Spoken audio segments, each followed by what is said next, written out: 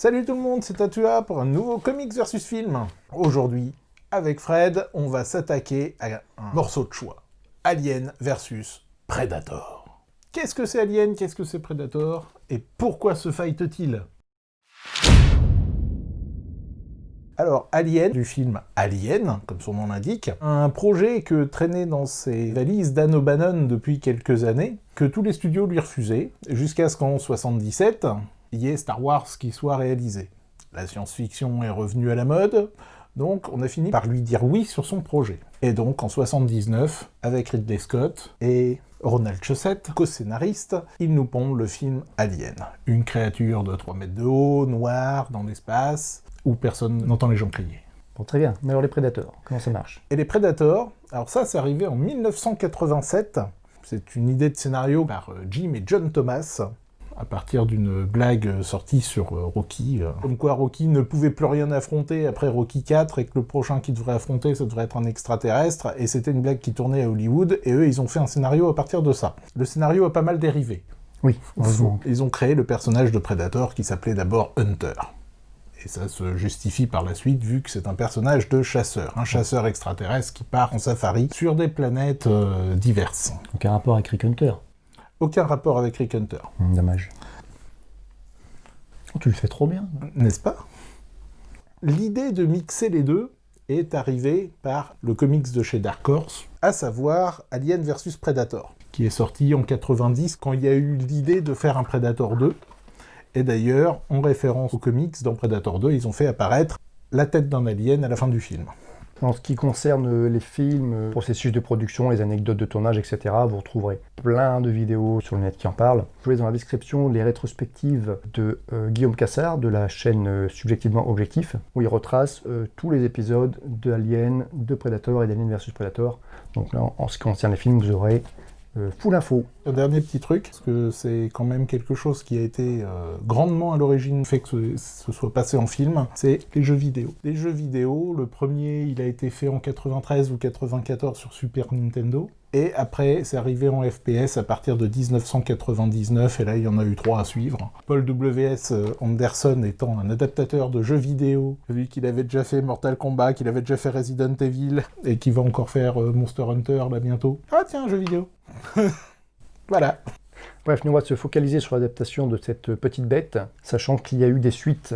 Donc ici, on a en fait quelque chose qui a été nommé Chasse à l'homme en français. En anglais, ça s'appelle Alien vs Predator. Et donc, il y a eu 2 suites, une qui s'appelle War et l'autre qui s'appelle World War 3. World War 3. Le script par Randy Stradley, et le dessin est de Chris Warner et Phil Norwood, surtout Chris Warner, parce qu'il fera de toute façon des suites. Et c'est simplement ce premier volet, donc simplement Alien vs Predator et Chasse à l'homme en français chez Dark Horse, qui va nous servir ici de base pour parler du film, du premier film, Alien vs Predator. On ne parlera pas de Requiem. Comme d'habitude, on va essayer de vous donner quelques informations générales sur l'intrigue, les thèmes et les personnages, en essayant de ne pas trop vous spoiler. Et dans un deuxième temps, on rentrera un peu plus en vif du sujet, donc là, on reviendra, pour ceux qui n'ont pas vu le film ou lu le comics et qui veulent garder la fraîcheur de tout cela. Ah, la fraîcheur de tout ça, tu veux dire que le film, il se passera en Antarctique? Oh, mais oh, joli, joli, joli. Alors, le comics a un thème principal qui est celui des rites, en particulier du rite de passage. Alors, quasiment du rite de passage à l'âge adulte, en fait, du rite du passage de sous-caste à celui du statut de chasseur. On découvre dans ce comics comment fonctionne la société des chasseurs, des prédateurs. Donc les rites sont vraiment partie intégrante de leur culture. On voit dès les premières pages un rite de combat qui doit servir à déterminer qui est le chef de la tribu. On voit un peu comment fonctionne cette société des chasseurs. Tout cela est introduit par les 3 premiers chapitres, où on va avoir d'un côté 2 pilotes de vaisseaux humains qui discutent, où ils affrontent un petit peu leurs opinions. Et de l'autre côté, on va avoir les actions des prédateurs. Et il va y avoir comme ça une mise en parallèle, on va voir un petit peu le décalage, on va voir un petit peu ce qui est devenu la civilisation humaine dans le futur, puisque voilà, c'est une science-fiction d'anticipation. Et de l'autre côté, la civilisation des prédateurs. Donc le premier chapitre parle de l'évolution des espèces et de la confrontation avec les écosystèmes, à quel point les humains ont pu empiéter sur les écosystèmes et donc se sont déconnectés un petit peu de la nature. Donc on verra que c'est peut-être un peu différent pour les prédateurs. Le deuxième chapitre parle de la nature et de la technologie. De par le dialogue des pilotes, on peut voir que les humains se sont désolidarisés de la nature par la technologie. D'un autre côté, on voit les prédateurs qui ont une forme de technologie, mais il y a toujours un lien qui existe chez eux entre leur société et la nature. Il y a un lien, mais bon, ils le pourrissent quand même un peu, quoi. Chacun jugera comme il l'entend. Ah ouais, bah voilà, moi je juge comme ça, hein, parce qu'ils vont quand même poser des merdes un peu partout. Hein. Eh oui. Et justement, le troisième chapitre parle très spécifiquement de la chasse. Donc, on reprend un petit peu les thèmes des deux premiers chapitres, le lien à la nature, les écosystèmes, etc., le lien qu'il peut y avoir avec la société établie, et on est spécifiquement dans la chasse, et donc on entre de plein pied dans le rite de passage qui va être ensuite le fil conducteur de toute la suite du comics. Bah, parle-nous un petit peu des aliens. Eh ben, les aliens, hein, c'est le côté pas tout à fait naturel. Naturel et pas naturel. On commence le comics, hein, la deuxième page. C'est quand même une reine alien prisonnière d'un vaisseau Predator qui pond des œufs, qu'ils vont s'amuser à semer un peu partout pour aller les chasser. La reine alien, on s'aperçoit qu'elle est consciente qu'elle pond des œufs évolués, des œufs mutants, qui normalement sont écartés par les prédateurs parce qu'ils veulent empêcher cette espèce d'évoluer, justement. Mais la maman alien s'arrange pour qu'il y ait des œufs qui passent outre. Elle cherche à faire évoluer son espèce. Et ça va être une partie de la source du problème du conflit qui va créer l'histoire. Voilà, le truc c'est que là-dedans, les aliens sont esclaves en fait. Oui, ils sont vraiment au service de ces rituels de chasse et tout à fait esclavagisés. Donc le film reprend ce principe dans le rite de passage, où on a des prédateurs qui sont envoyés chasser les aliens dans un lieu spécifique. Voilà, ils font ça tous les 100 ans, dans un lieu qui est fait pour ça. Voilà, donc le lieu est différent, on n'est plus dans le futur, sur une colonie dans le lointain espace et coupé de tout, on est en 2004. Dans un lieu qui quand même est coupé de tout, puisque... On est en pleine Antarctique, 600 mètres sous la surface de la glace. Alors, c'est un lieu qui est assez intéressant, je fais juste une petite parenthèse. Avec le temple en question, on sent que c'est une référence directe aux jeux vidéo. Les débuts de l'Alien, c'est dans un temple, avec ce genre de sculpture et tout ça, la structure du temple est pratiquement la même. Et en Antarctique, ce qui fait un écho à une nouvelle de Lovecraft, un roman de Lovecraft même, par-delà les montagnes hallucinées, oui. Ça fait un écho à ça fait un écho à The Thing, qui se passe aussi en Antarctique. C'est pour souligner l'isolement du lieu. Alors c'est bien de faire des références aux autres univers fantastiques ou SF. Par contre, si pour ça, il faut violer ce qui avait déjà été fait avant, c'est dommage. Ah oui, ça c'est... Ce que je veux dire par là, c'est qu'il est clairement établi dans les deux premiers volets de Predator que les Predators, ce qu'ils recherchent, c'est la chaleur. C'est pas faux. Donc dans le comics, comme je le disais, nous sommes sur une colonie planétaire qui s'appelle la planète Ryushi, et donc une petite ville de 113 personnes, Prosperity Wells, qui fonctionne à la manière d'une entreprise. Nous avons la très nouvelle directrice générale, Machiko Noguchi, entourée donc de l'ancien directeur, de diverses personnes, qui donc vont devoir faire face à cette nouvelle menace. Les personnes autour d'elle, de toute façon, c'est des fermiers, hein, c'est des colons. Il y a des techniciens, il y a les deux médecins, une demi-douzaine de personnages importants qui vont graviter comme ça autour de Machiko. En particulier Hiroki, qui est l'ancien directeur, qui doit s'en aller, qui est sans doute son seul ami sur cette base. Ça fait un petit moment qu'elle est arrivée, mais bon, personne ne peut la saquer parce qu'en fait, elle n'est pas allée voir les gens. C'est toujours comporté un peu comme la directrice princesse du machin, quoi. Et ce qui fait que les fermiers ont du mal à la supporter parce qu'ils ont des problèmes réels. Ils sont menés par quelqu'un assez dur en affaires, et ce type s'appelle la clan. Et donc Miss Noguchi est isolée de multiples façons sur cette planète où elle ne connaît rien, elle est très peu sortie à l'extérieur, et de ces gens qui effectivement ont un petit peu du mal à reconnaître son autorité et même juste à l'apprécier. Et elle va devoir évidemment, du fait de l'arrivée des aliens et des prédateurs, sortir de sa coquille et se mettre à travailler conjointement avec les autres, prendre vraiment la direction de la colonie, ce qui n'est pas facile. Oui, et puis vraiment mettre la main à la pâte, quoi. Elle va vraiment être obligée de sortir de son bureau, là, pour le coup. On va s'apercevoir qu'elle a quand même quelques talents et quelques ressources cachées. Dans le film, le rôle du personnage principal est tenu par Sana Latan, qui joue Alexa Woods, qui est une guide de haute montagne spécialisée en traitement des déchets. On me demandait pas pourquoi elle est spécialisée en traitement des déchets. Guide de haute montagne, les déchets... Ouais, ok, bon. Elle va devoir chapeauter l'expédition, même si elle n'en est pas la chef, vu qu'il y a Monsieur Whelan qui est là aussi, joué par l'excellent Lance Henriksen.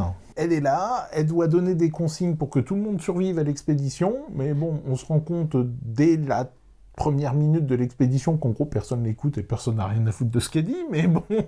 Mais c'est elle qui va devoir suivre ce cheminement pour évoluer sur sa façon de voir les choses, et puis si elle veut s'en tirer, elle n'a pas le choix, de toute façon. Oui, voilà, c'est elle qui va devoir affronter cette menace et survivre. Donc voilà, on voit quand même bien la filiation entre le comics et le film, avec ce personnage central qui se retrouve entre les aliens et les prédateurs, et qui va devoir faire un choix pour sa survie, et essayer de comprendre le mode de fonctionnement des chasseurs pour pouvoir sauver, sinon ses amis, au moins sa vie.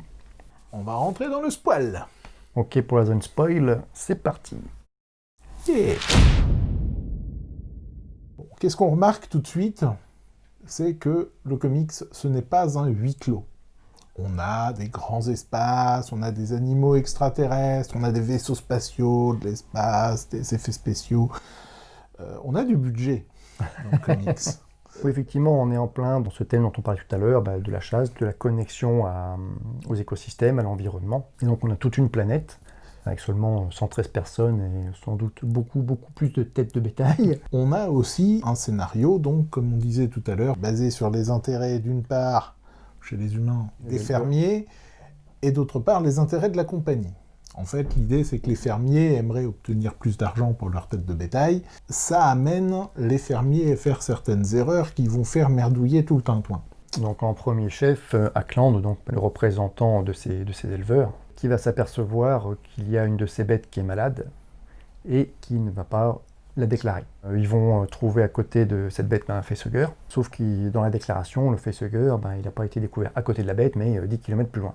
Pour éviter que tout son troupeau ne soit mis en quarantaine. Et c'est par là que ça commence à cougniller, parce qu'il aurait dit les choses dès le départ, son troupeau aurait été mis en quarantaine, il y aurait peut-être eu moyen de contenir la menace. Mais non! Le résultat des courses, on envoie le médecin de la colonie explorer l'endroit où le facehugger a censément été découvert. Et là, pas de bol. Pas de bol du tout, puisque en fait c'était un endroit assez désert, où il y avait personne, où il y avait de l'espace, et c'est l'endroit où en gros se sont posés les prédateurs, pour partir en chasse. Voilà. Le bon docteur, voyant ces types qui font 2,20 m de haut et qui n'ont vraiment pas des gueules de porte-bonheur, il a eu les boules, il a essayé de se défendre contre eux, les autres ils ont pris ça pour une attaque, ils lui ont défoncé la tête, le docteur il avait une espèce de petit speeder, il l'a accidenté contre leur vaisseau, il a fait péter le vaisseau, bref. Bref, pas de bol, Doc. Le docteur c'est pas le pied. Est mort, et il y a un prédateur qui reste sur le carreau. Oui, ça qui est plus important, c'est qu'on a ici un prédateur qui, par l'explosion du vaisseau, va être KO pendant un certain temps. Ce prédateur va être récupéré et soigné par l'autre docteur, qui est la femme du premier docteur. Voilà. En attendant, les prédateurs qui restaient, eux, ils ont commencé à chercher leurs aliens, et le problème, c'est qu'ils tombent sur des fermes au passage, et ils rasent tout. Normal. Voilà. Et donc, l'important, c'est que ce prédateur va finir par se réveiller, et s'apercevoir qu'il a été sauvé par ces humains. Une certaine connexion va se former donc dans un premier temps avec le deuxième docteur, et ensuite avec Machiko. Et c'est grâce à ce prédateur qu'ils vont avoir une chance supplémentaire de survie. À partir du moment où le prédateur est arrivé à la base humaine, Ackland il a compris que pour ce qui était de la quarantaine, c'était foutu. Mais pendant ce temps-là, les deux pilotes qui étaient venus chercher les têtes de bétail, eux, ils ont chargé les têtes de bétail. Sauf que dans les têtes de bétail, il y avait celles qui étaient contaminées par un alien. Et les aliens, eux, ils commencent à se développer à bord du vaisseau qui devient leur nid. Voilà, donc il y a une reine qui éclot, et puis avec tout le bétail qui est à disposition.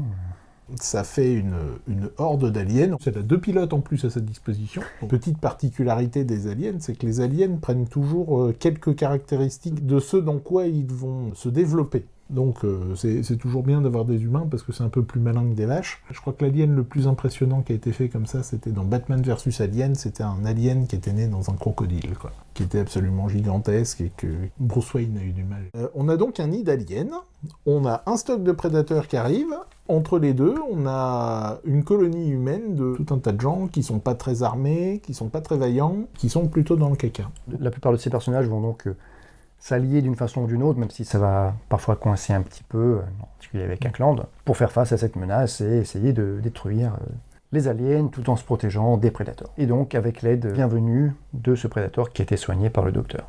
De fil en aiguille, une alliance va vraiment se mettre en place entre Machiko et ce prédateur. Et Machiko va donc commencer à comprendre le fonctionnement de la société Predator, et voilà, elle va capter le fait que ces aliens, ils sont pas là.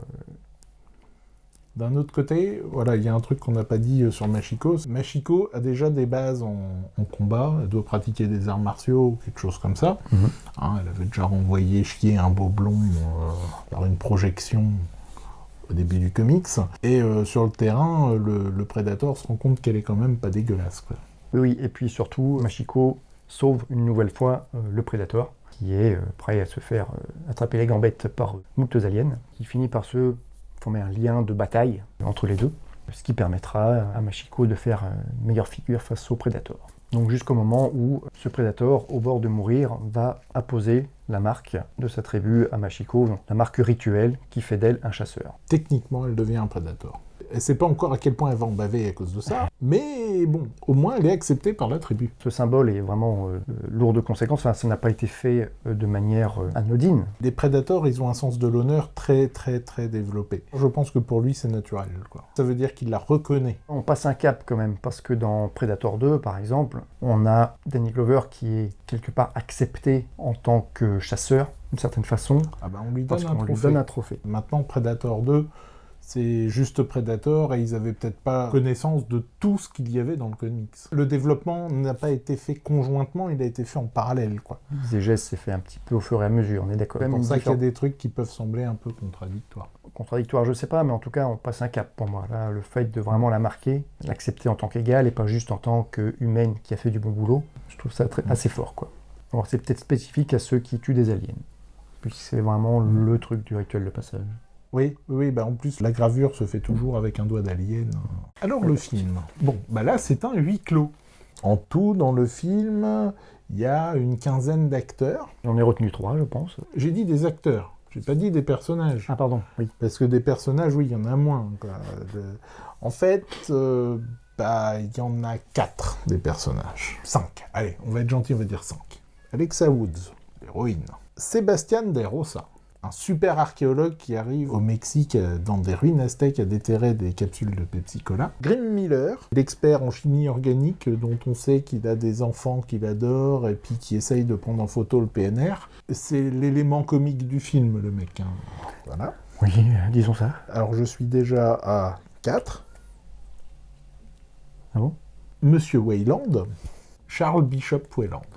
C'est son nom complet. Et le dernier perso dont on peut parler, qui dure pas très longtemps, mais c'est Maxwell Stafford, à savoir Max, qui est le bras droit de Monsieur Wayland et qui recrute en fait les personnages. Ce qu'il se passe, c'est que donc est découvert par Wayland cette pyramide mystérieuse aux influences culturelles multiples et surtout qui se trouve à 600 mètres sous la surface de la banquise. Et donc, il met en place une équipe de spécialistes, un peu façon film catastrophe. Entre film catastrophe et film commando, quoi. Ouais, aussi, ça fait un petit côté Ocean's Eleven. Tiens, si on allait braquer les Predators. Tiens, on va se retrouver en slip, mais c'est pas grave. Donc, pour aller explorer cette pyramide, avec cette motivation pour lui, c'est qu'il est mourant et qu'il veut absolument faire un truc extraordinaire avant de... Il veut laisser son nom dans l'histoire. Ça va marcher, plus ou moins.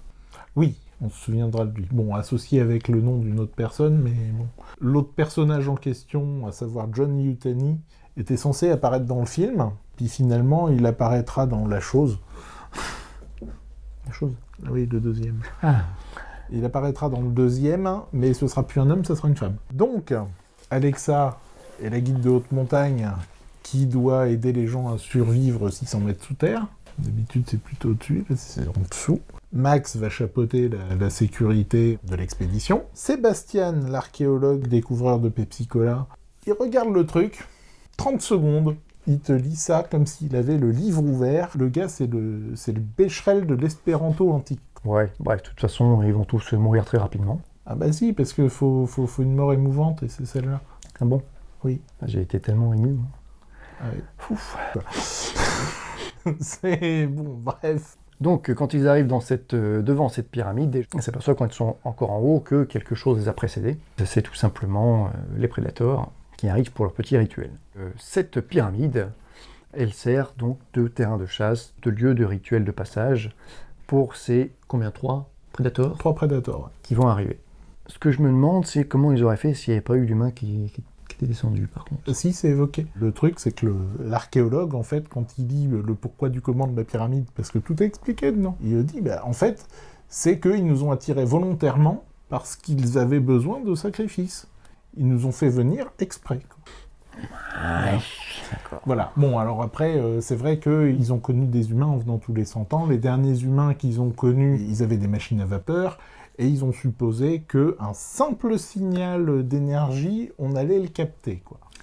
En tout cas, ça tombe bien qu'il y ait des humains qui soient là, puisque donc les œufs d'aliens vont pouvoir trouver réceptacle, faire naître des bébêtes, et que la chasse commence. Les autres acteurs du film qui étaient là, en fait, ils sont là pour ça. Donc effectivement, ils se retrouvent un peu séparés. Certains sont dans la chambre de sacrifice. Et la chambre de sacrifice, bon voilà, il y a les œufs et les facehuggers. Et vas-y que je te chope. Temps d'incubation éclair, on n'a jamais vu ça. 3 minutes après, on a des aliens. C'est ça. Et à peu près 1 minute après, ils sont taille adulte. Exactement. C'est du... Je pense que c'est le froid qui leur fait du bien. Toi, ça les... Note que en un quart d'heure, la reine, elle avait été gardée congelée. Quand les types rentrent dans le temple, il y en a un qui marche sur une pierre qui active le truc. La reine est sortie du froid.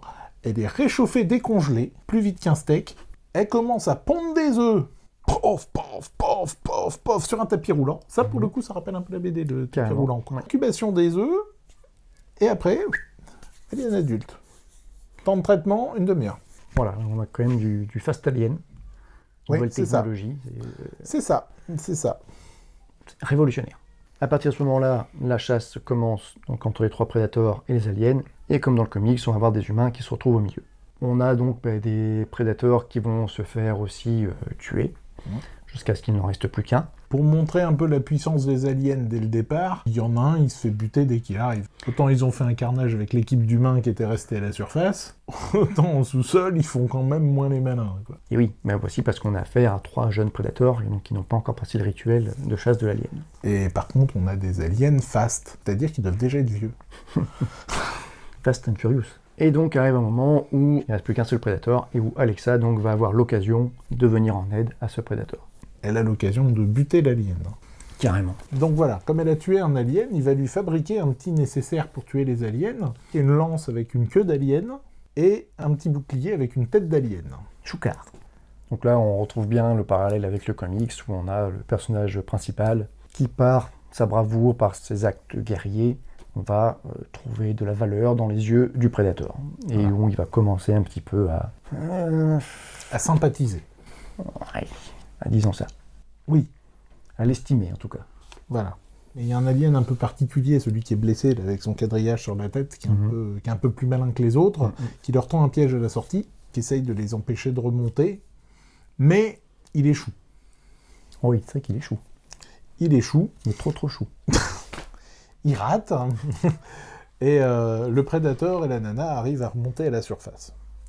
Là, le prédateur, t'as été méritante ma fille, il fait exactement comme dans la BD, il prend un doigt d'alien, et il lui fait un petit symbole, bon, pas sur le front, sur la joue, et alors qu'il vient de lui faire la marque, on estime que le film est fini, là, il y a la maman alien qui sort de sous les décombres et qui commence à attaquer le prédateur. Un baston. Par contre, est-ce que je rêve ou est-ce qu'il s'est fait inséminer à un moment donné, ce prédateur-là ? Ah oui, il se fait inséminer pratiquement dès le début, en fait. Il se fait inséminer et du coup, on aura une bonne occasion pour voir un prêt d'alien dans la suite. Ce prêt d'alien, on l'a aussi dans la suite des comics. Il y a un prêt d'alien dans War, il y a un prêt d'alien dans Requiem, mais c'est vraiment tout ce qu'il y a en commun. Voilà. La fille, on ne sait pas trop le destin qu'elle va avoir. À la fin du film, elle survit. Les autres prédateurs, voyant la marque sur sa joue, la laissent vivre. Il lui donne un trophée, une lance. Il la laisse toute seule, qu'elle est en t-shirt, au milieu de l'Antarctique, à 1600 bornes de toute habitation. Tous les autres, ils sont morts. Bon, j'ai pas vu son horoscope du jour, mais je pense qu'il est pas bon. Alors que c'est vrai que dans le comics, Machiko, elle survit à tous les événements. Elle installe sa petite baraque parce qu'elle est la dernière, avec la tête de la reine posée au-dessus de la porte. Quand les prédateurs reviennent sur la planète, elle part avec eux, quoi. Et elle rejoint le clan. Et toute la partie, donc, Alien vs Predator War, donc le deuxième volet, on va voir Machiko qui est vraiment à l'intérieur de la société des chasseurs. Et on va voir les bons côtés, mais aussi les mauvais côtés, en tout cas. Ouais. quand tu es une humaine et que tu es vraiment tout en bas de la caste. Comment galérer, quoi. Mais c'est très intéressant. Tout est effectivement plus développé dans le comics. La première chose, comme je le disais, c'est donc la plongée dans l'univers des prédateurs. Comment on va découvrir leur hiérarchie, leur façon de fonctionner à l'intérieur de leur vaisseau, comment ils organisent les chasses, comment tout ça se fait, et toutes les implications que ça peut avoir pour eux. On voit aussi que certains ne sont pas forcément aussi honorables qu'ils le prétendent. Certains cherchent à tricher. Mercer donne un petit côté peut-être un peu plus humain, plus faillible, qui n'est pas inintéressant. L'autre chose qui va être plus développée, bien sûr, c'est le personnage principal, c'est Michiko, où on va voir à quel point deux personnages introvertis, qui est un peu coincé dans ses fonctions, en fait. Très protocolaires, aucun don pour les relations humaines. Manque d'empathie, cette fille-là. On comprend que c'est dû à une éducation très rigide qu'elle a reçue, qui lui servira par contre un peu par la suite, parce que dans cette éducation rigide, il y a aussi une éducation martiale. Même si au début, on a vraiment l'impression d'avoir une bureaucrate, finalement, elle a quand même 2-3 compétences qui lui serviront. Et finalement, je ne vais pas dire qu'elle va y prendre du plaisir, ce serait peut-être exagéré, mais elle va arriver à se réaliser par cette confrontation avec les aliens et les prédateurs. Ce qui est peut-être un peu moins clair dans le film. Comme tous les films de Paul Anderson, il faut poser son cerveau, passer un moment devant un film, quoi. C'est un film popcorn, et puis voilà, quoi. La direction artistique est soignée, faut lui reconnaître ça, parce que le temple, il est super bien foutu. Là, pour le coup, j'avais l'impression de revoir le temple du jeu vidéo, quoi, en un peu plus sombre. Le nid des aliens est bien foutu aussi. Mais bon, ça, Giger avait montré la voie avant.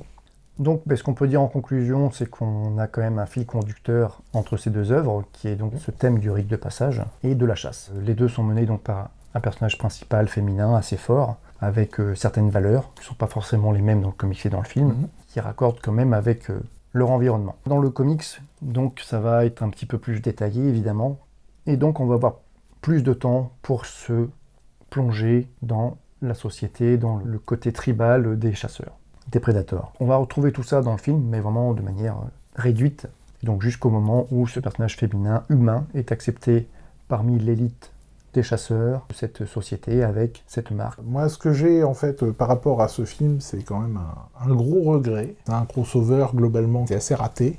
Il essaye de faire monter la sauce comme si c'était un film d'horreur, parce que les personnages humains, ils les avancent, c'est presque un slasher, quoi. Mais on sait très bien qu'ils vont se faire bousiller, c'est Alien et Predator. C'est les deux extraterrestres les plus féroces du cinéma, quoi. Plus féroces qu'il y a que leur encore. Donc on n'a pas de surprise. Alors que s'ils avaient... En fait, si ça avait été mis en scène... Si on prend par exemple Une nuit en enfer, je me souviens que la bande-annonce présentait ça comme un film de poursuite, un film de gangster. Bon, alors je vais spoiler pour ceux qui ne l'ont pas vu. Si vous n'avez pas vu Une nuit en enfer, arrêtez la vidéo. Et allez voir Une nuit en enfer. Donc dans Une nuit en enfer, ils ont présenté la bande-annonce comme un film policier, un film de poursuite. Ouais. Et moi, je me souviens que j'ai été voir le film au cinéma, j'ai pris une claque quand j'ai vu que ça déboulait au Titi Twister avec les vampires et tout ça, que ça virait au film d'horreur, quoi. J'ai pris une claque, mais monstrueuse. Voilà, c'est ça qu'il aurait fallu faire sur Alien vs Predator. Faire un film où s'attend à voir un alien ou un Predator, et puis l'autre, il fait coucou. Ce qu'on peut vous suggérer dans tous les cas, c'est que si vous avez apprécié un peu le film, en tout cas le thème, la découverte de l'univers des prédateurs et des rites, lisez le comics. Et si vous appréciez le comics, faites le jeu vidéo. Parce que par contre, les jeux vidéo, le premier FPS que voici est absolument génial. C'est sorti en 1999. Vous jouez un alien, vous êtes vraiment un alien. Le Predator, c'est vraiment un Predator. Les machins, ils rigolent pas. Le Marines, il a le meilleur équipement en quantité. Par contre, qu'est-ce qu'il est dans la merde. Dans tous les cas, en ce qui concerne le comics, mais vous pouvez trouver ça donc chez Dark Horse. Le seul problème, c'est qu'il n'y a que Alien vs Predator et War qui ont été traduits. Vous ne trouverez pas World War 3, le troisième opus. Il faudra aller chercher du côté de la VO. C'est un omnibus, en fait, avec World War 3. Merci de nous avoir suivis.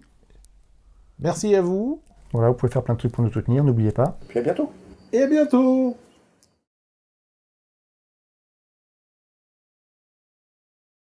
On va en parler juste maintenant. Alien vs Predator, le premier film, reste encore un film. Alien vs Predator Requiem, donc cette chose-là que j'ai bien cachée, trop bien même. Voilà, ça c'est... Bon, ça c'est une merdouille. Quoi? Il y a des effets spéciaux en plus. Ça se trouve, je pourrais même pas le garder, quoi. Le gars, il balance des CD. Ouais, oh bah c'est pas très grave. Il est tombé sur la bonne face.